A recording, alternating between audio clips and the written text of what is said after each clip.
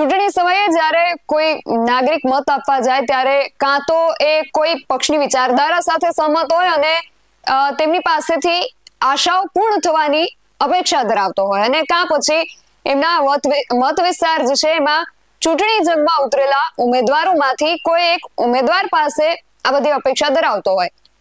અને હવે જ્યારે વ્યક્તિ કોઈ પક્ષની વિચારધારાથી પ્રભાવિત થાય પણ ત્યાંના જે સ્થાનિક ઉમેદવાર છે એ જે તે પક્ષના એ સ્થાનિક ઉમેદવાર કે અન્ય કોઈ પણ નેતાની વિચારધારા એ પક્ષની વિચારધારાથી કંઈક અલગ હોય તો થાય ને કન્ફ્યુઝન. આવું જ કંઈક હાલ ગુજરાતના આદિવાસી વિસ્તારોમાં થઈ રહ્યું છે. અને આ બધાની વચ્ચે એક વાત જેના પર કોઈએ ધ્યાન જ ન આપ્યું ને જોયા જાણ્યા વગર નીકળી જ પડ્યા છે. આ વાત એ છે જેમાં કુબેર ડિંડોર સહિત ભાજપના દિગ્ગજ નેતાઓએ એક ભૂલ કરી છે. ફરી શું ભૂલ ભાજપના નેતાઓએ કરી છે ને આદિવાસી વિસ્તારના લોકો કેમ કન્ફ્યુઝ થઈ રહ્યા છે, બધી જ વિગતો મેળવ્યા અહેવાલમાં. જય હિન્દ. BSI ન્યૂઝ પર આપની સાથે હું છું નિધિ ગઢવી. શનિવારે જ્યારે આખો દેશ રક્ષાબંધન ઉજવી રહ્યો હતો ત્યારે આ દેશમાં આદિવાસી દિવસની પણ ઉજવણી થઈ રહી હતી. સત્તા પક્ષ વિપક્ષ બધાએ આદિવાસી દિવસની ઉત્તમોત્તમ ઉજવણી કરી. પણ અહીંયા એક પ્રશ્ન ઉઠ્યો છે ભાજપની વિચારધારા પર કે શું ભાજપ કોપી પેસ્ટની વિચારધારા પર ચાલે છે? ભૂલ નીચેથી શરૂ થઈને ઉપર સુધી પહોંચી કે પછી ઉપર સુધી કોઈ આ બાબતે ધ્યાન જ ના આપ્યું એ પ્રશ્ન છે. પણ થયું છે એવું કે ભાજપે 9મી તારીખે ઉજવાયેલ આદિવાસી દિવસની જગ્યાએ બિરસા મુંડાની 150મી જન્મ જયંતિ ઉજવી નાખી, જે 15 નવેમ્બરના રોજ આવે છે. આ બાબતે વધુ જાણકારી મેળવવા માટે અમે કોંગ્રેસના આદિવાસી નેતા અને વાંસદાના ધારાસભ્ય અનંત પટેલ સાથે વાત કરી ત્યારે તેમણે શું કહ્યું એ સાંભળો. 9મી ઓગસ્ટે ગુજરાતભરમાં, ગુજરાત સિવાય ભારતના પણ ઘણા રાજ્યોમાં આદિવાસી દિવસની ઉજવણી કરવામાં આવી હતી. ગુજરાતના પણ ઘણી જગ્યાએ આદિવાસી દિવસની ઉજવણી કરવામાં આવી હતી ને આ ઉજવણીના ભાગરૂપે ભારતીય જનતા પાર્ટીએ પણ અમુક કાર્યક્રમો યોજ્યા હતા, જેમાં મોટા મોટા એવા બેનરો લગાવવામાં આવ્યા હતા કે ભગવાન બિરસા મુંડાની 150મી જન્મ જયંતિ નિમિત્તે. અને આમાં ક્યાંક એક કોઈ ભૂલ દેખાઈ રહી છે ને આ બાબતે આપણે વધુ પણ ચર્ચા કરવી છે ને ચર્ચા કરવા માટે આજે આપણી સાથે જોડાયા છે કોંગ્રેસના ધારાસભ્ય અનંતભાઈ પટેલ. અનંતભાઈ, BSI આપનું ખૂબ સ્વાગત છે. આ જે પોસ્ટર્સ ભારતીય જનતા પાર્ટીના કાર્યક્રમોમાં જોવા મળ્યા તેમાં શું ભૂલ છે ને તેમાં શું વિરોધાભાસ છે? એકચ્યુઅલી 9મી ઓગસ્ટે વિશ્વ આદિવાસી દિવસની ઉજવણી યુનો દ્વારા જાહેર કરવામાં આવેલી ત્યારથી આદિવાસી સમાજ વિશ્વ આદિવાસી દિવસની ઉજવણી કરે છે. હમણાં થોડા સમયથી ગુજરાત સરકાર પણ ઉજવણી કરે છે, પરંતુ આ વખતે જ્યાં જ્યાં પણ ઉજવણી કરવામાં આવી ત્યાં એમના આમંત્રણ પત્રિકામાં, એમના બેનરમાં ખૂબ મોટી ભૂલ હતી. એમાં લખ્યું હતું બિરસા મુંડાજી જન્મ જયંતિ વર્ષ 150 વર્ષ નિમિત્તે, પરંતુ એ લખવાનું ભૂલી ગયા હતા કે આ વિશ્વ આદિવાસી દિવસ છે 9મી ઓગસ્ટ અને એની ઉજવણી કરી રહ્યા છે. બિરસા મુંડાજીની જન્મ જયંતિ 15મી નવેમ્બરે આવે છે, એટલે આ મોટી ભૂલ ભરેલી વાત છે. ભૂલ હંમેશા દેખાતી નથી અને એમણે દેખાડી પણ નથી અને એમણે એટલું પણ યોગ્યતા સાચવી નથી કે એમના ભાષણમાં પણ એની વાત કરે. પરંતુ આજે જોવા જેવું એ છે કે ભાજપના બની બેસેલા આદિવાસી સમાજના નેતા હોય કે આદિવાસી મંત્રી હોય, એમણે પણ એ ભૂલ સુધારવાની તસ્દી લીધી નથી. એમણે એમના ફેસબુક, ઇન્સ્ટા એકાઉન્ટ પર પણ એ જ રીતનું લખ્યું છે જેવું એમના ઉપરથી આકાઓએ લખી આપ્યું છે, પરંતુ પોતાની બુદ્ધિ ક્ષમતા એમણે બતાવી જોઈતી હતી, એમણે બતાવી નથી.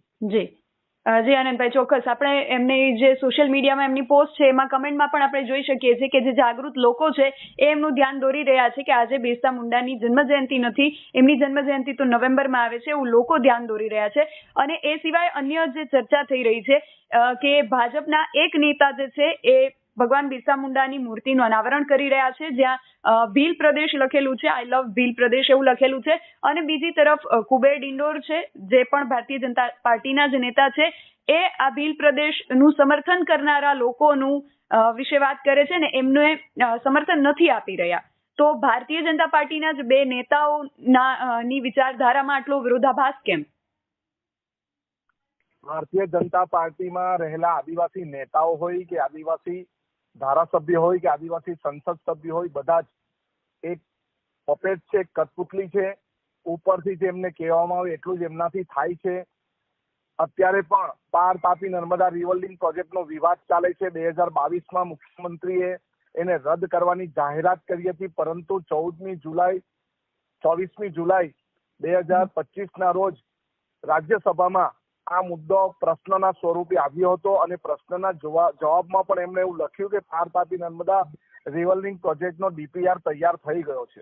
જી. તો તેના વિશે પણ ભાજપના નેતાઓ ઉપરથી જે વાત કરી તે મુજબ એમણે ખાલી અનંત પટેલ અને કોંગ્રેસ ગેરમાર્ગે દોરે છે એટલું જ વાત કરી છે, પરંતુ ખુલાસો કરતા નથી.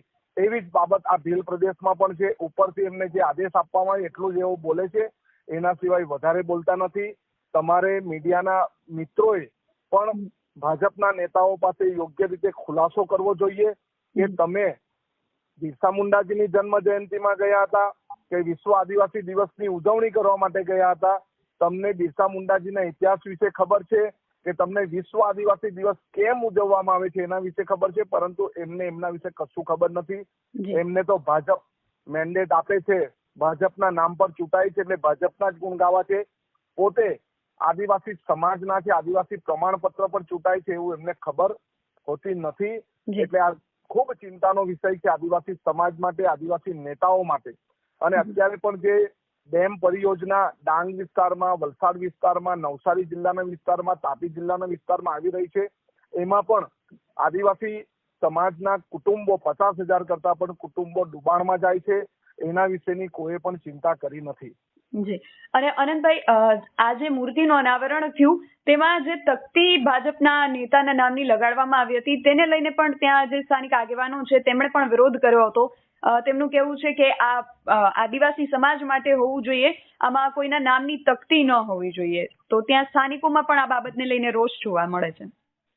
ચોક્કસ એમનો રોષ સર્વસામાન્ય છે. મોટે ભાગે બિરસા મુંડાજીની પ્રતિમાનું અનાવરણ કરવાનું હોય ત્યારે ભાજપના આદિવાસી નેતાઓ તો ચલાવી લે, પરંતુ ભાજપના ગેર આદિવાસી નેતાઓને બોલાવીને એમનું માન સન્માન કરવામાં આવે છે ત્યારે આદિવાસી સમાજને દુઃખ થાય છે અને ચિંતાનો વિષય પણ થાય છે કે આદિવાસીની પ્રકૃતિ, આદિવાસીની સંસ્કૃતિ બીજા સ્વીકારતા નથી, પરંતુ આદિવાસી સમાજના નામે વોટ લેવાનું હોય કે આવું મૂર્તિ અનાવરણ કરવાનું હોય કે લાભ લેવાનો હોય ત્યારે આદિવાસી સમાજના નામ પર પોતે આવી જાય છે.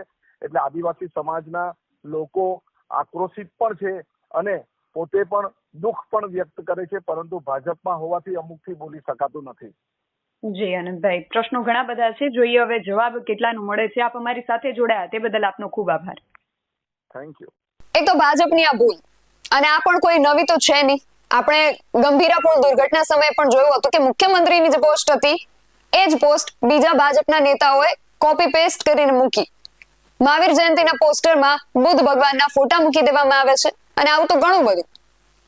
પણ આ ઉપરાંત આદિવાસી વિસ્તારના લોકો ભાજપના નેતાઓની વિચારધારાને લઈને પણ અસમંજસમાં મુકાયા છે કે ભાજપ ભીલ પ્રદેશની એમની જે માંગ છે એ માંગને સમર્થન આપે છે કે કેમ. કારણ કે એક તરફ ભાજપના નેતા જશવંતસિંહ ભાભોર અને શૈલેષ ભાભોર જ્યાં આઈ લવ ભીલ પ્રદેશ એવું લખેલું છે ત્યાં બિરસા મુંડાની મૂર્તિનું અનાવરણ કરે છે અને બીજી તરફ કુબેર ડિંડોર ભીલ પ્રદેશની આ માંગને વખોડી રહ્યા છે.